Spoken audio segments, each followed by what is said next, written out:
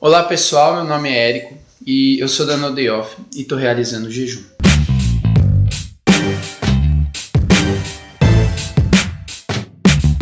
Nos últimos dias a gente postou um vídeo comentando sobre a minha primeira semana e alguns relatos dos resultados que a gente obteve.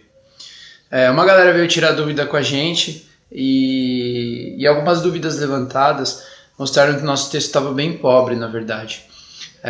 Nesse sentido foi muito interessante e a gente acabou se aprofundando muito mais no assunto e publicamos ontem no blog um texto bem mais atualizado, tá? Eu vou buscar sintetizar nesse vídeo as informações que estão no nosso texto e esclarecer como funciona o jejum, quanto tempo já foi testado e vou falar um pouquinho do metabolismo básico também do jejum. Também vou apontar que casos são mais indicados e que casos são menos indicados de se realizar. Assim como no artigo lá no blog, isso que eu vou falar não substitui de maneira nenhuma o acompanhamento com um nutricionista ou um médico para pessoas que possuem algum tipo de patologia. Então vamos entender o que é jejum básico, tá? E depois eu vou falar um pouco de como funciona o metabolismo do organismo.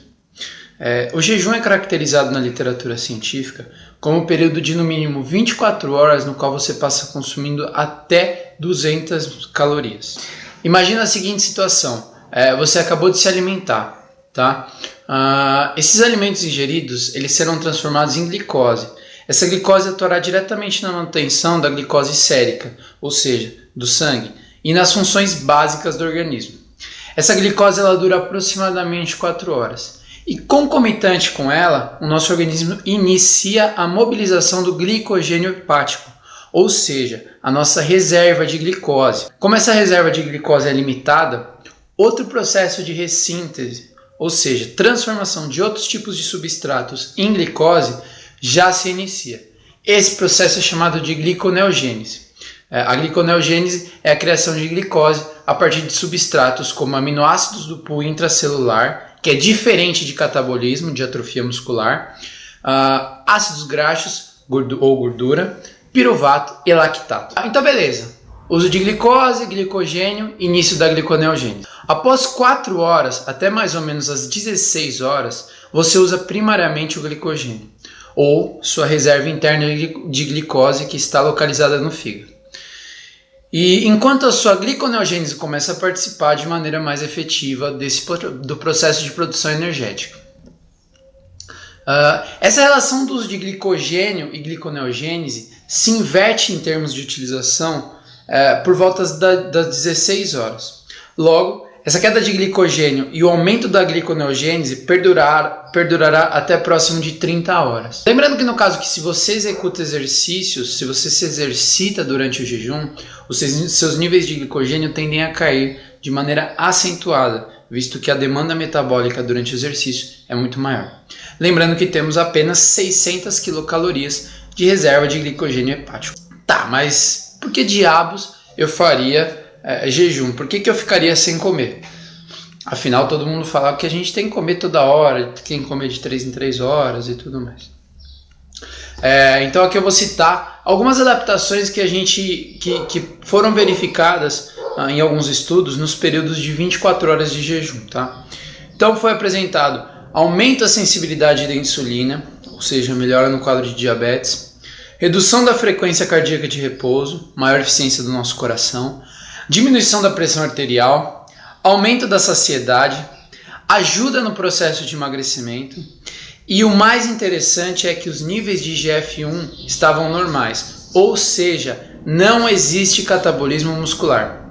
Por mais que se utilize aminoácidos para gliconeogênese, eu gostaria de ressaltar que essa mobilização é do pool de aminoácidos existentes dentro da célula e na corrente sanguínea. Logo, não caracteriza atrofia muscular. Na literatura, a gente também não encontrou nenhum estudo descrevendo a aplicação do jejum no intervalo entre 24 e 48 horas, de modo que a gente vai falar dos resultados até 24 horas e depois dos resultados até 48 horas. Teve alguns protocolos que realizaram jejum de até 5 dias, tá?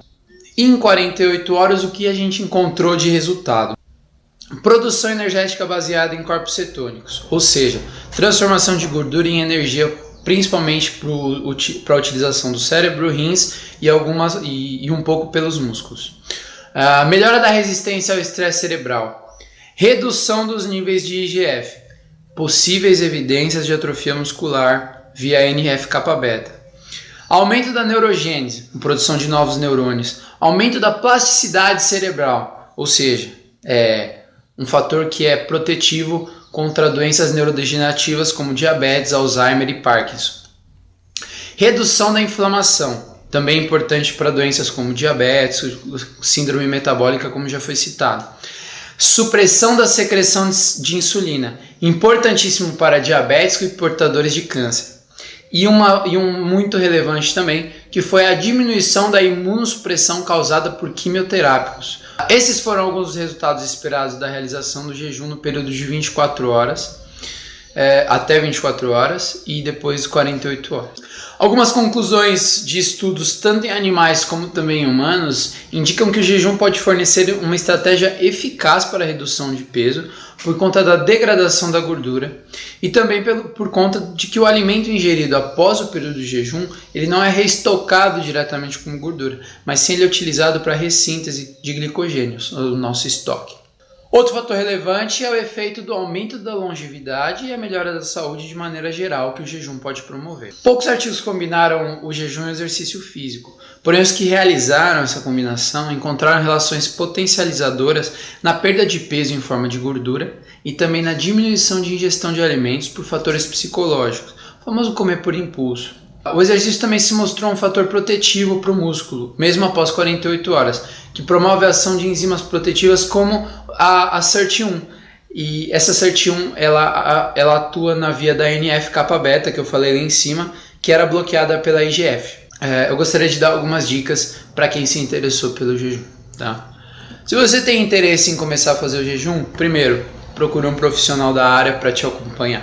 Segundo, uma maneira fácil de começar a diminuir a quantidade de comida que a gente ingere pule uma refeição grande do seu dia, por exemplo, o jantar. Observe como seu corpo reage, sinta um pouco disso. Depois você progride para períodos mais longos, como 12 horas, por exemplo, que é alguma coisa que a gente já está acostumada, considerando que os exames de sangue requerem isso. Atente-se aos dias que você se alimentar e mantenha seu consumo de macro e micronutrientes suficientes, já que isso segura um bom funcionamento do seu organismo. Para quem quer emagrecer, o jejum de 24 horas se mostra interessante, tanto por conta da queima de gordura, como também pela manutenção de massa muscular. Para quem busca realizar um jejum como tratamento de doenças de retardo do envelhecimento, tem a realizar no mínimo 48 horas por conta da diminuição da degradação celular, aumento da imunidade e diminuição do estresse oxidativo. Eu sei que é muita informação, por isso eu sugiro que vocês deem uma lida no nosso texto que vai estar linkado aqui embaixo, junto com as nossas referências, e assistam o vídeo novamente. Se sobrar alguma dúvida, se eu não fui muito claro, deixe comentários, deixe críticas, deixe sugestões. A ideia nossa é crescer junto com vocês.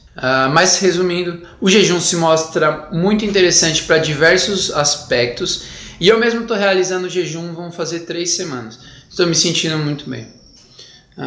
Acho que é isso e falou!